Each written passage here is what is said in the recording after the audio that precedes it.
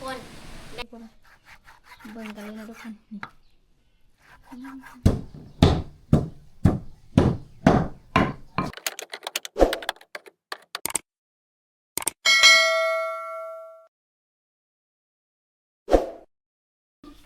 ก็สบายดี FC ทุกคนเด้อแล้วก็สวัสดี FC ฟังไทยนำด้วยทุกคนมื้อนี้พบกับสปอนกันนะทุกคนมื้อนี้สปอนสิมาเฮ็ดเมนูอันปอดนะทุกคนเนาะอันนี้ก็คือปอดงูหรือว่าปอดฝ่ายนะทุกคนมื้อนั้นเขาฆ่าทางงูทางฝ่ายมือผัดสู้หรือว่างานแต่งนะทุกคนเนาะแล้วก็มันเลยแบบว่าเขาจะบ่ได้กินสปอนก็บ่ฮู้ว่าสิเฮ็ดหยังกินนะทุกคนเพราะมันสิแซ่บสปอนก็สิเอาไปต้มผัดเนี่ยมันบ่เป็นกินนะทุกคนสปอนก็เลยสิมาแหกแล้วก็สิมาเฮ็ดชิ้นแห้งดอดอันปอดนั่นเนาะทุกคนเนาะปอดงูนะทุกคนเนาะเห็นนั่นก็เจ้าขายอยู่ในเมืองนะสปอนเคยซื้อกินเนาะทุกคนเห็นว่ามันแซ่บก็เลยสปอนสิมาเฮ็ดลงมือเฮ็ดบัดนี้นะทุกคนอันนี้ก็คือปอดมันเนาะทุกคนเนาะพอล้างแล้วนะทุกคนวันนี้สปอนสิมาแหกแล้วทุกคนเนาะแหกแล้วก็นี่คือชิ้นแห้งนะทุกคนสะพอนกับบ่เคยเฮ็ดจักเทื่อนะทุกคนวันนี้สะพอนสิลองมาเฮ็ดสะพอนเคยกินอยู่อันเขาเจ้าขายอยู่ในเมืองนะทุกคนเขาเจ้าทอดแล้วก็แซ่บทุกคนสะพอนก็เลยมีโอกาสหรือว่ามีอันเนื้อปอดวันนี้สะพอนก็เลยมาเฮ็ดกินเองนะทุกคนเนาะก็คือชิ้นแห้งนะทุกคนเราก็สิตัดเป็นตอนเป็นนี้เลยทุกคนแล้วสะพอนก็สิได้อันแหกแล้วหมดแล้วสะพอนก็สิปรุงเครื่องมันปรุงเครื่องแบบตามกระเทียมอีหยังนั่นนะทุกคนบ่ให้มันขาวเนาะแล้วก็สิมาห้อยแล้วก็ไปตากกันเลยทุกคนเบิ่งกันเลยนะทุกคนนี่ตอนน้อยตอนใหญ่ก็ว่ากันไปนะทุกคน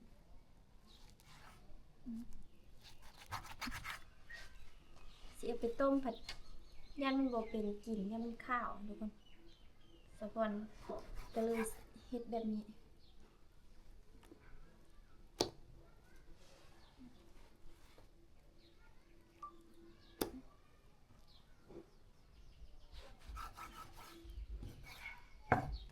ย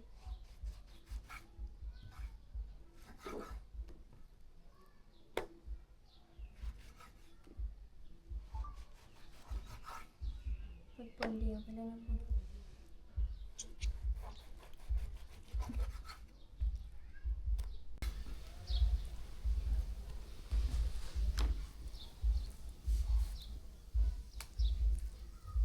มีดมันจะเข้ามันเลย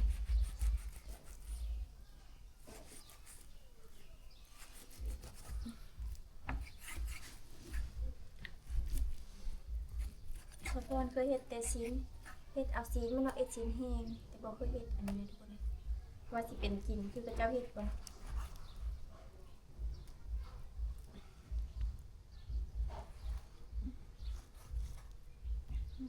ตอนยังไงเลยทุกคนเพราะว่าเฮาเฮ็ดกินดีถ้ากระเจ้าเฮ็ดขายเนี่ยว่าเขาเจ้าทอดแล้วก็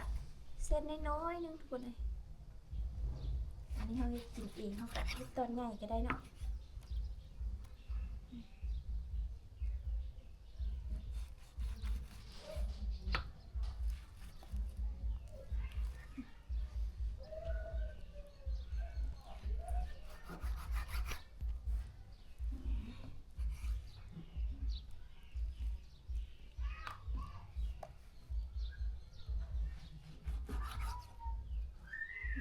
มันก็อยู่กับซ่านี่ทุกคนหลายแต่เป็นคนนี่อันนี้ก็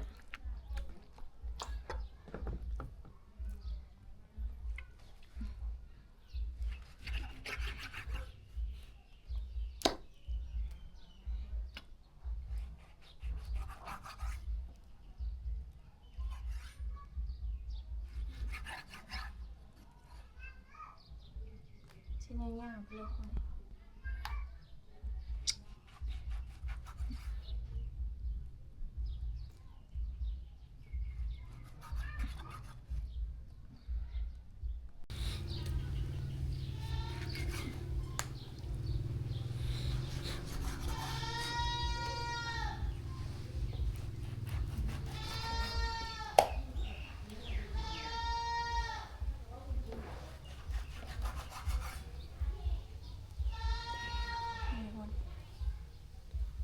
ยาวๆไปเลยนะทุกคน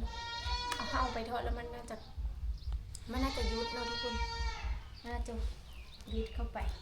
เป็นต้นน้อยนะ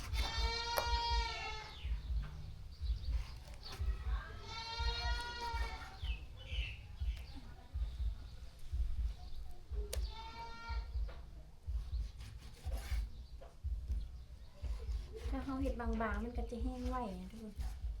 คิดว่าถ้าเห็ดหนามันก็น่าแห้งไปตากแดดเลย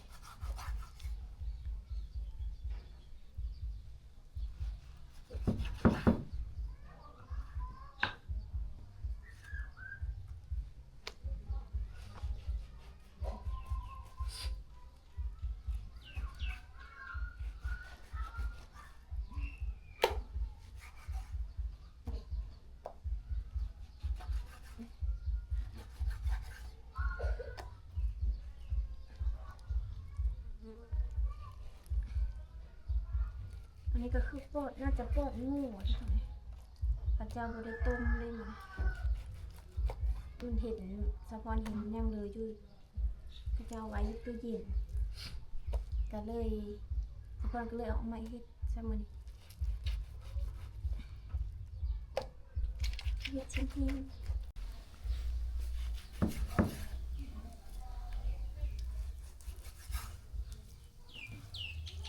ตอนนี้เลย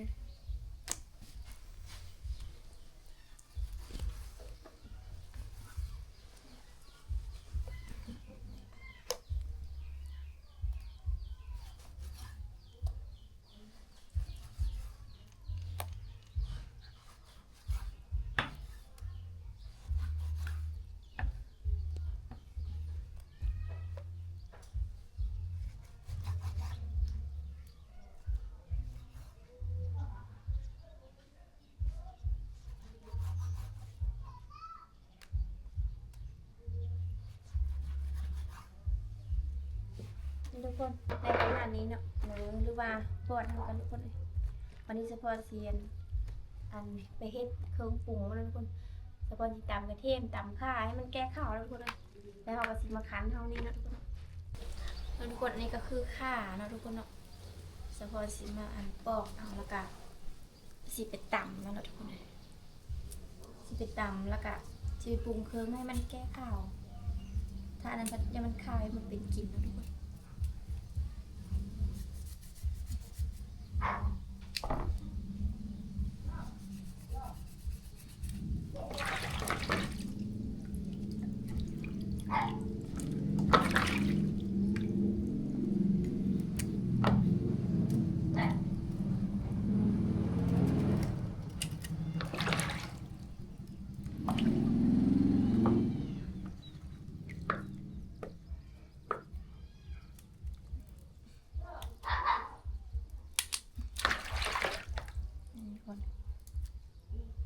นี่ก็คือข่าน้อยนะผูกบางแม่เลย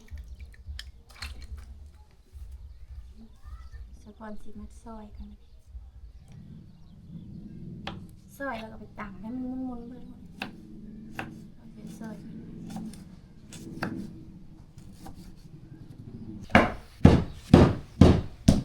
สะพอนสีมัดตำแล้วก็มันนี่คือข่าเนาะตำที่แรกๆจะใส่กระเทียมใส่อย่างเนาะ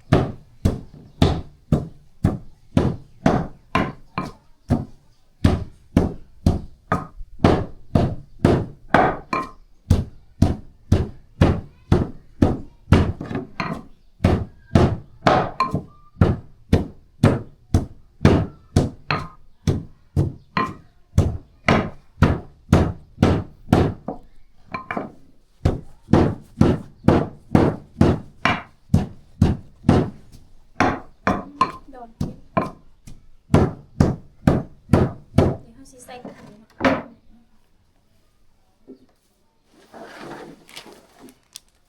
จะลองสิใส่เป็นหมูเลย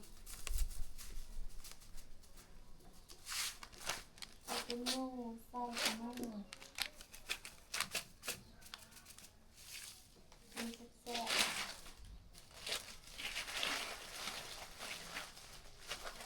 ใส่เกลือนะ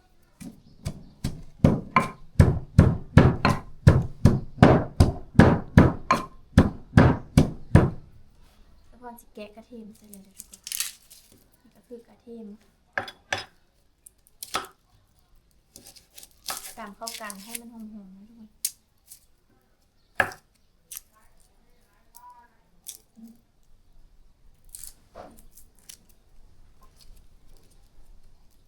แล้วก็ใส่เบิดหูเลย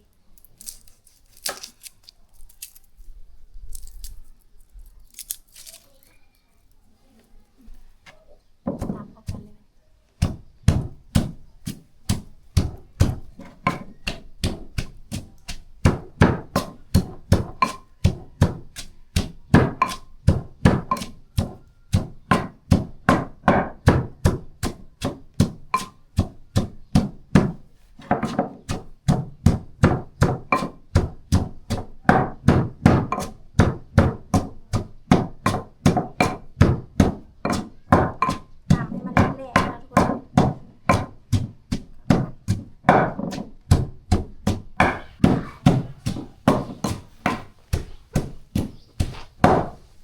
ตอนนี้กัน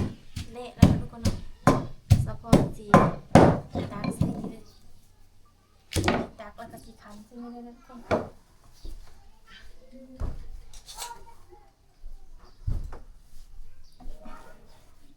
นี่คนรอตัง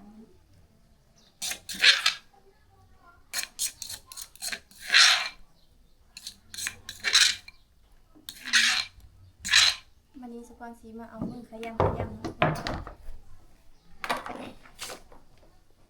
ขออนุญาตเอามือเลยนะทุกคนเพราะว่าเราบ่มีซบมือ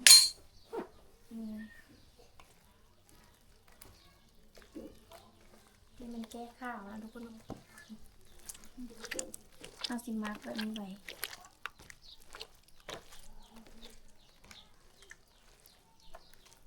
นักแล้วเราก็สิไปห้อยแล้วไปตากแดดทุกคนตอนนี้ก็ขำเติบแล้วทุกคน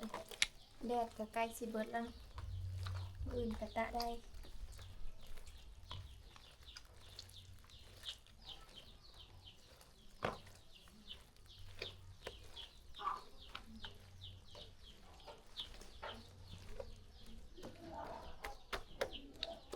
สิมาร์กแบบนี้นะคนวันนี้เราจะไปเอาไม้ตอกนั่นก็เนาะไม้ตอกแบบนี้เราจะมาห้อยส่วนนั้นส่วนนี้ค่ะสะพอนที่ใส่ทุกคนอันนี้สะพอนในปุ่งตื้มนะทุกคนสะพอนเอาซอสมาใส่ซอสหอยมาใส่เพื่อว่าให้เฮามาร์กแล้วก็ให้มันเฮาไปตะแล้วบัดเฮาทอดแล้วเฮาก็ไม่ได้ใส่อย่างทุกคนทอดใส่แต่น้ำมันเพื่อให้มันเสพนะทุกคนขออนุญาตเอามือด้วย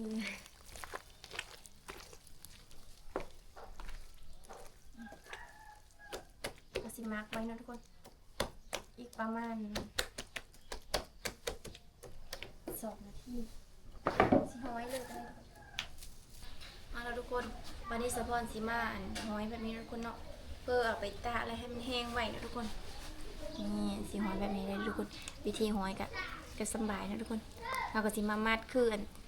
สินแห้งแล้วทุกคนเลย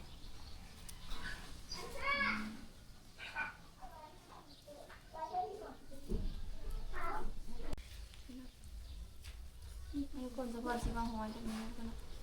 นี่ได้ละอันนึงทุกคนเลยก็ห้อยเรื่อยๆไปนะทุกคนเลยเพื่อให้มันมืดกระจังอันนี้จะมันเหลวแล้วนะทุกคนอันนี้ทุกคนเราก็จะไปตากแดดทุกคนสินแห้ง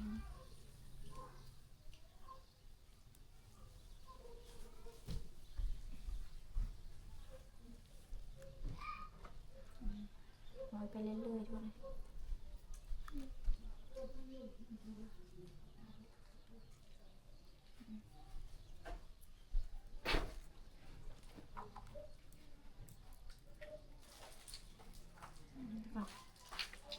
แบบนี้เลยเนาะทุกคนตอนน้อยตอนใหญ่ก็สลับเข้าไป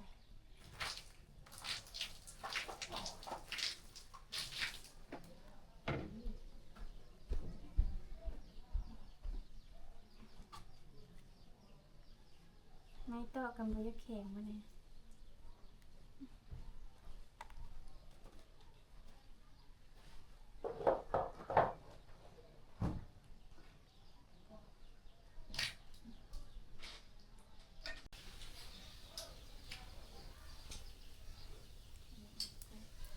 ห้อยกับสบายทุกคนเลยง่ายๆอยู่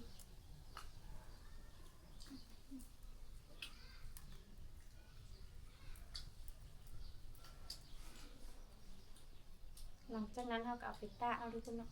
ไปตากแล้วก็มันแห้งแล้วก็เราก็อยากกินแล้วก็เอามาทอดใส่น้ำมันแล้วก็กินได้แล้วทุกคนกินแกงแบบตำกุ้งบ่อย่างนี้ก็ได้ทุกคนหรือว่าทอดจ้ำแจ่วอย่างก็ได้กินกับข้าวสาวพรเคยซื้อกินกับเจ้าเห็ดน่ะแซ่บทุกคนวันนี้ก็เลยมีโอกาสเลยมาเฮ็ดกินเองทุกคน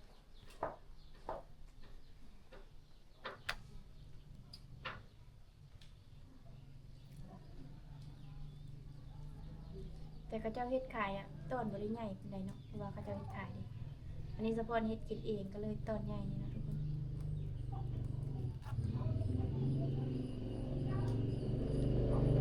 เป็นตาแดดให้มันกรอบๆเลยทุกคนได้คนอันนี้ก็สะพอนห้อยใกล้สิแล้วนะห้อยไปเรื่อยๆเท่านั้นแหละเติมอะไรเลย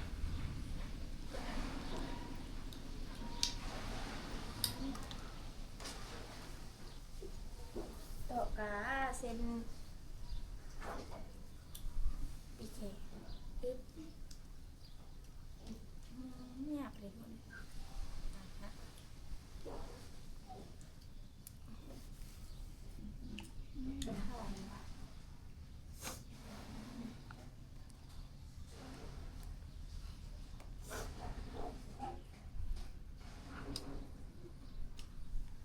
นี่ทุกคนได้หลายเติมทุกคนเลย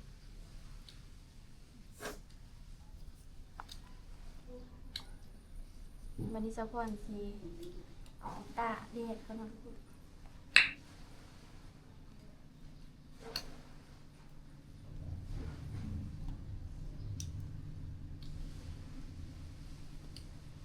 นี่ทุกคนได้หลายเส้นเติมนี่ทุกคนสะพอนว่าสิเอาไปตากแดดแต่ว่าแดดมันก็ใกล้สิหมดแล้วนะทุกคนสะพอนก็เลยสิใส่ถุงยางเอาเข้าตู้เย็นไว้นะทุกคนแล้วก็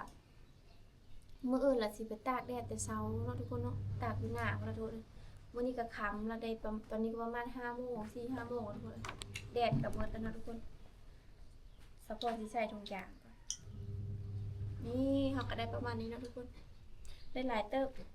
นี่ทุกคนได้ประมาณนี้เนาะคืออันสีแทงปอดนะทุกคน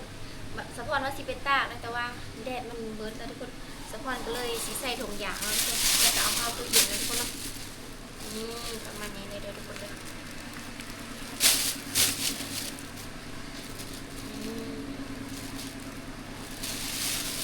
เข้าเสียเข้าตู้เย็นแล้วพอดีแล้วเขามาร์กไว้มื้ออื่นเช้าแล้วเขาไปตากมันกันอันนั้นนี่เนาะอันนี้ก็คือน้ำมันนี่น้ำโนมันเนาะสะพอนสีเอิบเลยนะทุกคนเนาะอื่นแล้วเขาจะไปตากเลยแล้วก็จะเอาห้องไปใส่ตู้เย็นทุกคนเลยได้ประมาณนี้นะทุกคนได้ถุงนึงเอาละทุกคนคลิปนี้กะซีได้จบเพลงเท่านี้นะทุกคนขอบใจทุกคนเด้อที่ติดตามรับชมสะพอนตั้งแต่คลิปต้นจนจบนะทุกคนฝากทุกคนกดไลค์กดแชร์กด Subscribe เพื่อสะพอนให้ทุกคนเพื่อเป็นกำลังใจในการที่ทุกคนพบกันใหม่ในคลิปหน้าทุกคนบ๊ายบาย